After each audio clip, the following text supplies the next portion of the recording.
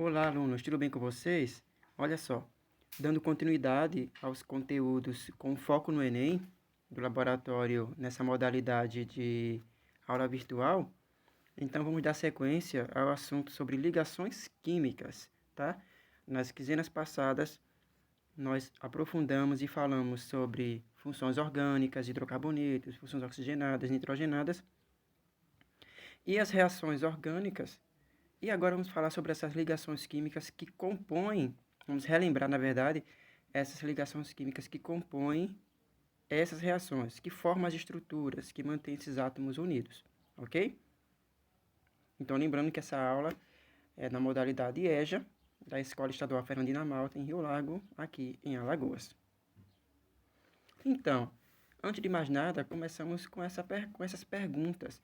Por que existem materiais sólidos como carvão, gasoso, como a água no estado gasoso, ou o próprio ar, que é uma mistura de gases, líquido como a água, que conduz eletricidade, como metais, que vamos falar mais para frente, que não se quebram fácil, como o próprio aço, que tem uma resistência, sem falar que que ele é utilizado, o aço, na construção, como material primordial nas pontes, né, que interligam as cidades.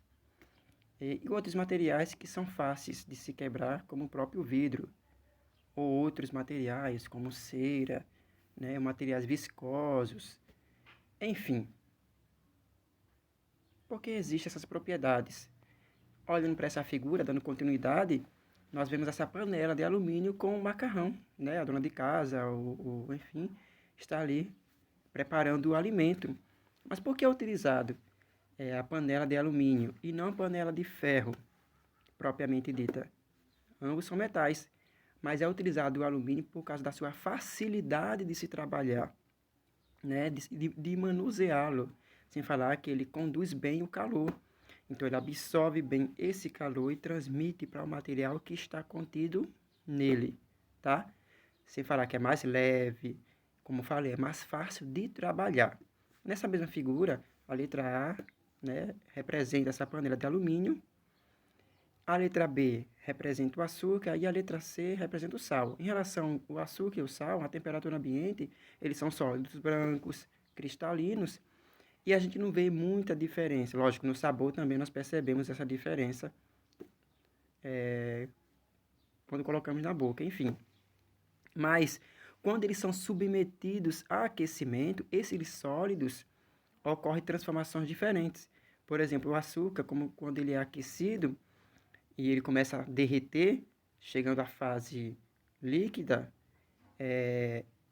ele fica caramelizado, né? A dona de casa sabe quando vão preparar o pudim, enfim, que há essa formação de caramelização do açúcar, que é o processo de derretimento dele, né? Que ele fica aquela cor alaranjada, alaranjado, meio escuro, enfim. E se continuar submetendo ao aquecimento, esse açúcar vai aparentemente queimar, vai ficar negro, vai ficar preto, porque na verdade na estrutura do açúcar, a sacarose é formada por carbonos, hidrogênios e oxigênio. Então, quando é submetida ao aquecimento, depois de passar por essa fase intermediária, que é a caramelizada, esse carbono, a substância, ou melhor, os átomos de hidrogênio e oxigênio presentes na estrutura, eles vão se desprender, formando água, e a estrutura irá apenas conter carbonos, que irá constituir, então, o carvão. Então, quando submetido ao aquecimento do açúcar, ele irá formar carvão, que tem na sua constituição carbonos, e também irá formar água, que tem na sua constituição H2O.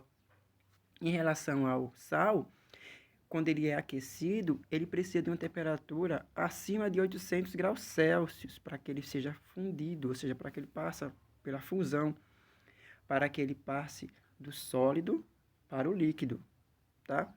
Então ele precisa dessa temperatura. Então nós temos características de aquecimento diferentes. Então por que isso acontece? Então, por que existem essas diferenças de propriedades nos materiais que conhecemos? Tudo isso se deve à forma como os átomos estão ligados entre si, a forma como eles estão interligados. essa ligação entre si, formando substâncias simples ou compostas, é chamada de ligação química, né? Que é essa união entre esses átomos. Então, aqui nós temos o exemplo da água e do sal de cozinha, NaCl, cloreto de sódio. No caso da água, é formada por dois átomos diferentes, que é o hidrogênio, dois hidrogênios e um oxigênio. No caso do sal, nós temos o cloreto, o Cl, e o sódio, o Na. Dois átomos diferentes, então formam uma substância composta. Já o oxigênio, a molécula do gás oxigênio, ela é formada por dois átomos de oxigênio. Então, aqui nós temos uma substância simples. Então, essas ligações químicas irão formar substâncias, ora compostas ou então simples, ok? Então, a gente vê, nós percebemos que a maioria das explicações de todas essas propriedades que nós já vimos se deve às ligações químicas entre esses átomos.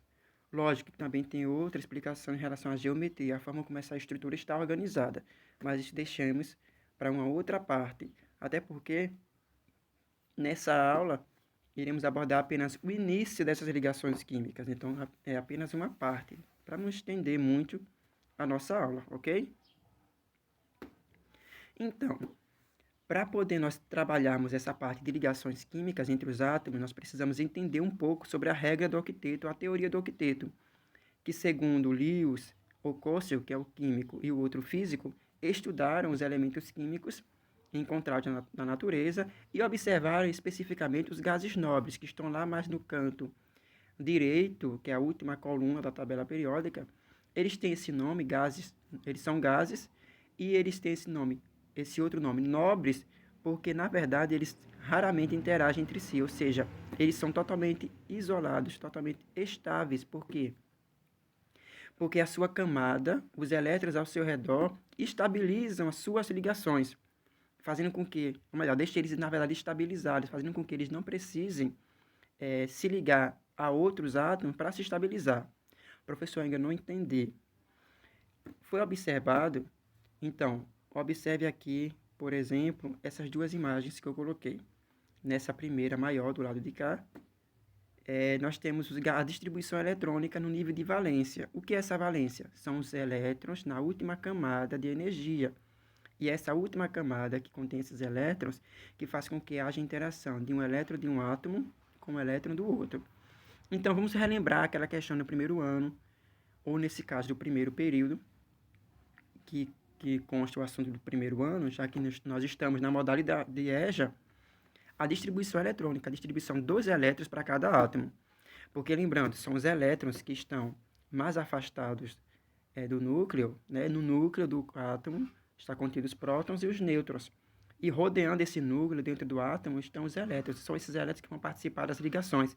São esses elétrons de cada átomo que vão interagir com elétrons de outro átomo e formar substâncias simples ou compostas, ok?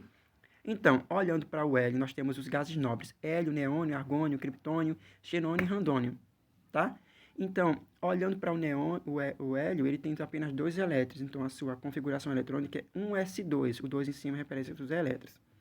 O neônio, eu não representei 1s2, representei apenas a sua última camada. Ele tem 10 elétrons, então é 1s2, 2s2, 2p6. A soma dos elétrons acima forma 10 elétrons. Mas a sua última camada, que é a camada 2, nós temos 8 elétrons. Isso se repete também a sua quantidade para o argônio, criptônio, enfim. Então, eles perceberam que esses átomos, esses gases, eles têm na sua última camada 8 elétrons e eles se apresentam inertes, ou seja, eles não reagem com outros, e eles tendem a se estabilizar a sua estrutura, ok? E eles perceberam também que a união de átomos diferentes, que não sejam gases nobres, por exemplo, metal com metal, metal com não metal, hidrogênio com não metal, as ligações entre os próprios hidrogênios, enfim, entre os próprios oxigênios, que são encontrados na forma isolada, eles tendem a se estabilizar e geralmente obedecer essa regra do octeto, embora essa regra do octeto ela tenha algumas exceções. Essas exceções eu não irei trabalhar especificamente nessa aula para não prolongar. Depois eu mando para vocês um rápido áudio explicando melhor essa exceção da regra do octeto. Mas o que diz essa regra do octeto em si?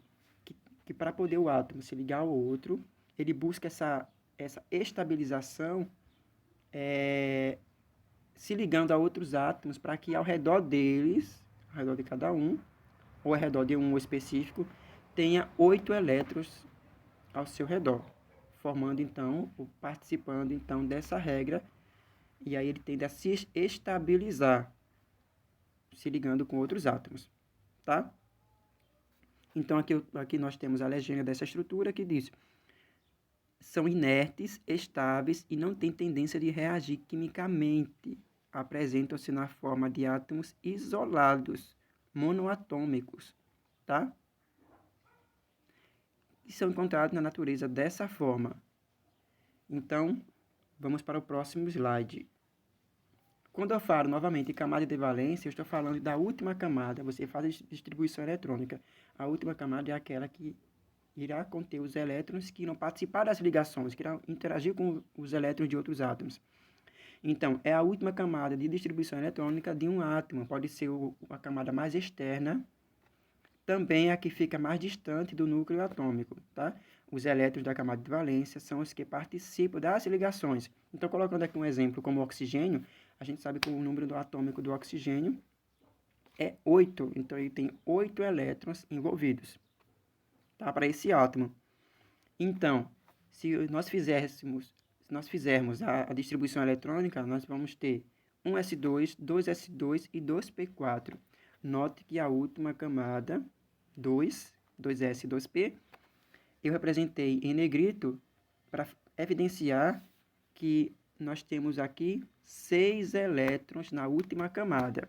Então, se o oxigênio tem 6 elétrons na última camada, para poder ele conter 8 elétrons ao seu redor, ele precisa ganhar 2 elétrons. Ele precisa receber 2 elétrons de algum outro átomo qualquer, que pode ser ou ele mesmo, 2 elementos, 2 átomos de oxigênio, interagindo entre si, fazendo com que ambos tenham 8 elétrons, ou então ele pode receber, por exemplo, de 2 hidrogênios, já que o hidrogênio ele só tem 1 elétron, tá? O hidrogênio ele pode doar 2 hidrogênios. Tendo 2 hidrogênios, eu posso doar cada um dos hidrogênios pode doar 1 elétron para esse oxigênio formando a água, e assim estabilizando o oxigênio. Então, para poder estabilizar esse oxigênio, ele precisa de 2 elétrons, já que ele tem 6 na sua camada de valência. Isso explica por que o oxigênio ele faz 2 ligações, ou melhor, faz 2 ligações. Ou ele pode fazer 2 ligações simples, ou ele pode fazer uma ligação dupla. Ok? Que é isso, essa questão de ligação simples e dupla, vamos ver mais para frente, daqui a pouco. Então, falando um pouco sobre essas ligações químicas, elas podem ser 3 específicas: a iônica, a covalente, a metálica. Nessa aula, vamos abordar apenas um pouco sobre a covalente, depois sobre a metálica, e na parte covalente, nós não vamos atentar à parte covalente coordenada, apenas a sua ligação covalente de fato, ok? Então, a iônica, ela, como exemplo do sal de cozinha, NaCl, cloreto de sódio, ela ocorre entre um metal e um não metal, ou hidrogênio e um não metal, tá? A covalente, como a própria água, H2O, ela ocorre entre não metais, ou hidrogênio não metal, ou entre os próprios hidrogênios. E a metálica ocorre entre os metais, tá? E no caso de ligas metálicas, que são produzidas na indústria, elas ocorrem não só entre os próprios metais, mas também entre metais e não metais, enfim, para poder modificar um pouco a estrutura e melhorar essa substância, ou melhor, esse átomo metálico, tá? Então, vamos nos atentar à ligação covalente e à ligação metálica. A ligação covalente, né, ela ocorre entre... A sua função é compartilhar elétrons.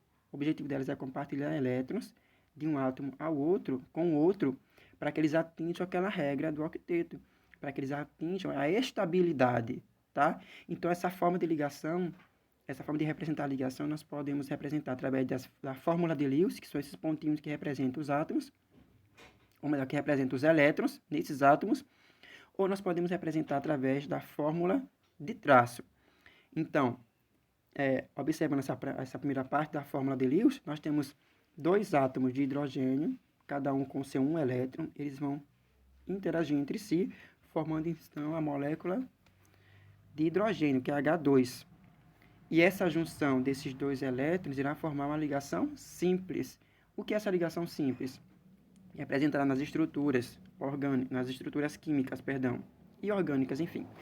Nas estruturas dos compostos químicos de uma forma geral. Então, quando há o compartilhamento de um elétron de ambos os átomos, eu tenho uma ligação simples. Se houver o compartilhamento de dois elétrons de ambos os átomos, ligação dupla. Se for 3, ligação tripla, que é representada aqui mais abaixo. Então, nós temos aqui o cloro que está compartilhando cada um um elétron, formando uma ligação simples. O oxigênio que está formando uma ligação dupla entre as moléculas do próprio oxigênio, formando o gás oxigênio, a molécula. Nós temos o nitrogênio compartilhando, formando a ligação tripla. Cada um do nitrogênio estão compartilhando um elétron, ou melhor, 3 elétrons. E se você somar ao redor de cada um desses átomos, eles vão conter 8 elétrons para cada um deles, obedecendo aquela regra do octeto. O mesmo acontece na formação da água, que tem ligação simples entre os hidrogênios e o oxigênio, e assim por diante. O próprio CO2, o gás carbônico, e a própria amônia, que é o NH3, tá?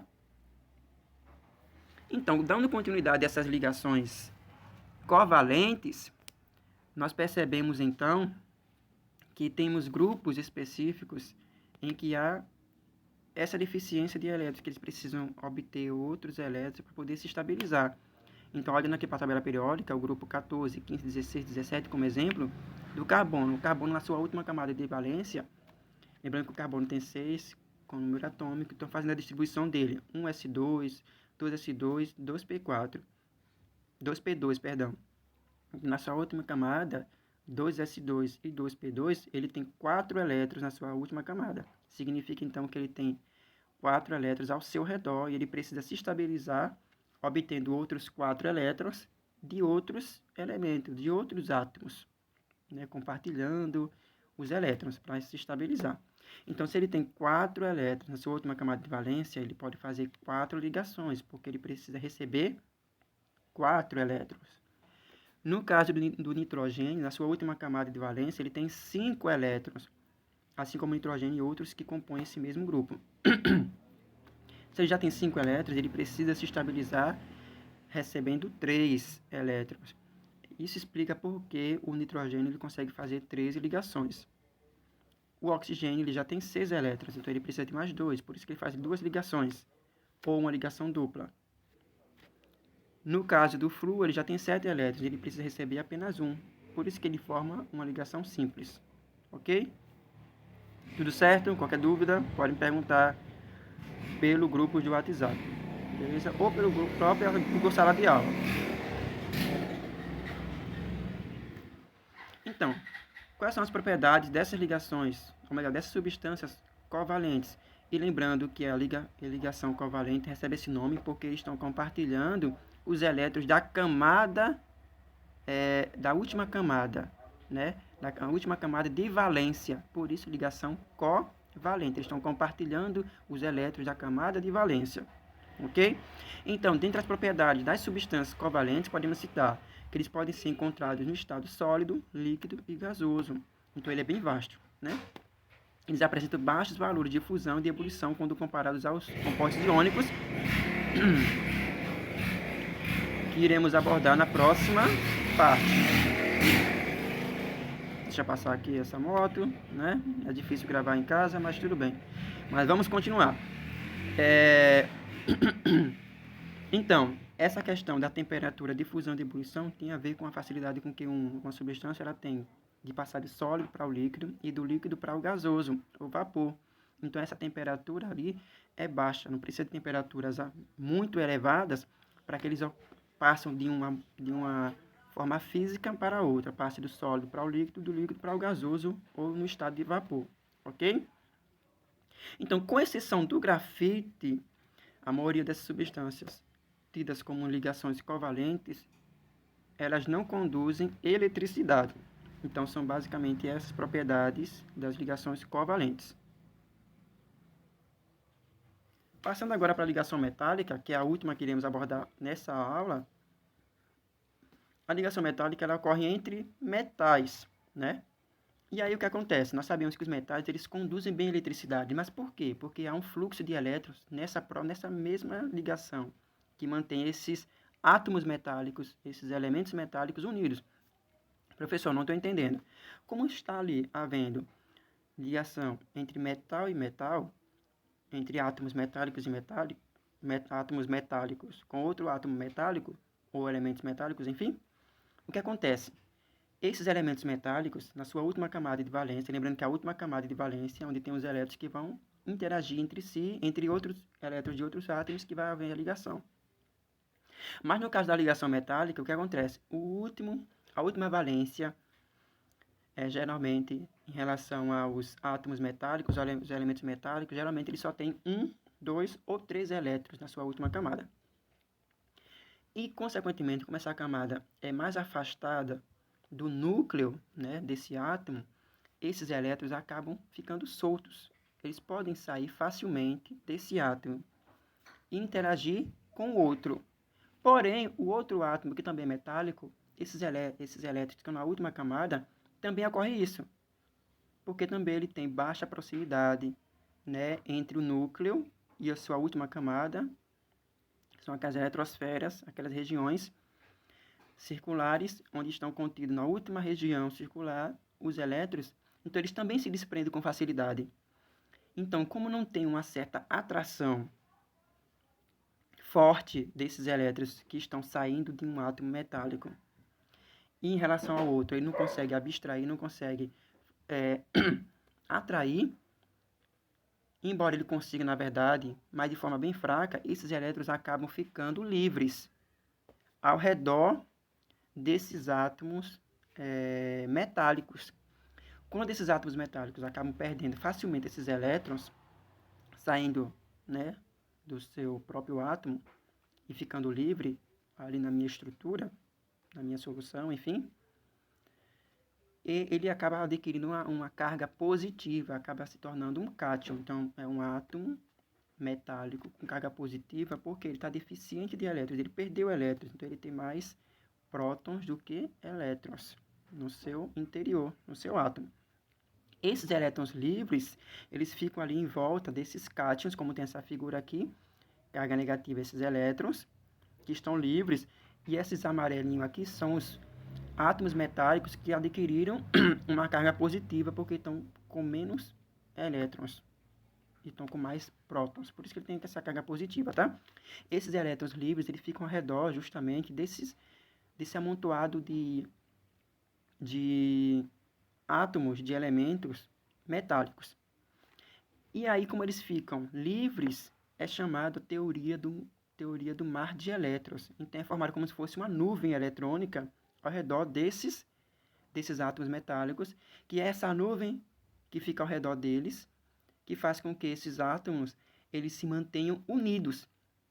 Faz com que esses átomos metálicos se mantenham unidos. E é isso que se dá a ligação metálica. É essa nuvem eletrônica ao redor desses átomos metálicos que faz com que mantenham unidos esses átomos, formando então aquelas barras de ferro, de alumínio, o aço. Então, esse fluxo de elétrons ele percorre todo o material metálico, toda a sua estrutura metálica. Tá? Então, esse fluxo de elétrons faz com que, quando submetido a uma temperatura alta, submetido ao aquecimento, ele consegue ser um bom condutor de calor também. Então, ele consegue, por exemplo, uma barra de metal, quando submetido a aquecimento, ele consegue aquecer todo o seu material. Por quê? Porque esses elétrons livres, eles conseguem se mobilizar de forma mais rápida também. Eles estão ali em constante movimento. Tá? Isso também explica por que o metal conduz bem a eletricidade, por causa desse fluxo constante de elétrons. Eles não estão parados ali, eles estão se mobilizando, eles estão se movimentando ao redor dos próprios átomos metálicos. Tá? Então, como exemplo de metal, nós temos o próprio ouro, o cobre, a prata, o chumbo, o zinco, o níquel, enfim. Tá? E quais são as propriedades desses metais? Eles apresentam brilho característico, já que esse movimento de elétrons faz com que ele absorva a luz visível, apresenta alta condutividade térmica, ou seja, conduz bem calor e eletricidade, devido a esses elétrons livres. Pontos de fusão e ebulição altos. Para poder derreter esse metal, ele precisa de uma temperatura bastante elevada para que haja a forma, passar da forma sólida para a forma líquida, tá? São facilmente maleáveis, eles podem ser facilmente trabalhados, moldados e adquirir outras formas, como vasos, como pontes, até como os metais correspondentes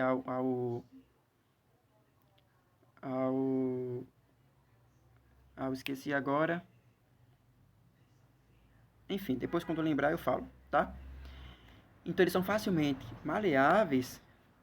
Lembrei, eles podem também ser trabalhados, né, nas latinhas de refrigerante, de cerveja, né, nas próprias panelas, a panela de pressão, outros metais que são utilizados no nosso dia a dia, né? E elevada ductibilidade.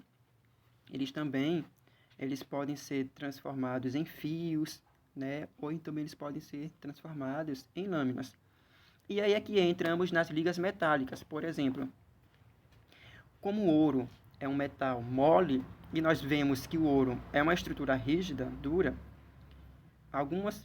as ligas metálicas, elas surgem não apenas para unir átomos metálicos entre si também, pode ocorrer, mas também para unir metais e não metais, para que eles adquiram propriedades que melhorem a sua estrutura. Por exemplo, o ouro é formado não apenas por ouro, mas também por cobre.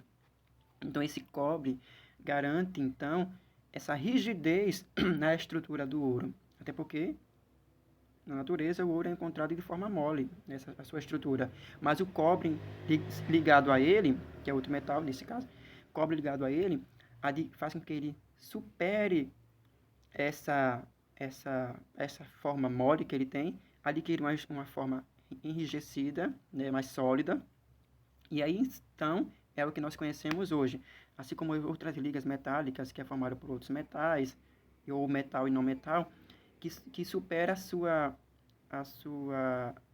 não dificuldade, mas a sua estrutura inicial, para que ele seja, então, ser melhor aproveitado na indústria, tá? Então, é isso. Espero que vocês tenham entendido, espero que vocês tenham compreendido no Google Sala de Aula. Eu estou disponível e mais ainda, principalmente, pelos grupos de WhatsApp. Qualquer dúvida, professor, não estou entendendo, pode perguntar. Lembrando que essa aqui é a primeira parte desse assunto. Vamos trabalhar ainda um pouco sobre ligações polarizadas, ligação polar, não polar e ligações iônicas na próxima aula, para depois chegarmos nas interações intermoleculares, fortes ou fracas, né? Ligações de hidrogênio, íon dipolo, dipolo, dipolo, enfim. E também na parte da geometria dessas estruturas, porque essas estruturas químicas, elas têm uma forma estrutural que iremos trabalhar futuramente, ok? Então, lembrando que esse assunto é importante porque geralmente cai no Enem, mas é bom nós entendermos desde o início, né? Geralmente caem esses conceitos iniciais, ou então as forças intermoleculares que veremos mais à frente. Mas para isso precisamos entender agora esses conceitos, tá certo? Então, finalizo aqui a minha aula. Espero que vocês tenham entendido e qualquer dúvida podem perguntar. Lembrando que quando forem fazer as atividades, as questões, responder as questões, semana que vem, que vai ser disponibilizado o link, preste atenção nos conteúdos de Química, Física e Biologia, no meu caso especificamente de Química, para responder tudo corretamente, ok? E não esqueça de registrar tudo no diário de bordo. O professor Raciel se despede aqui, um grande abraço e até mais.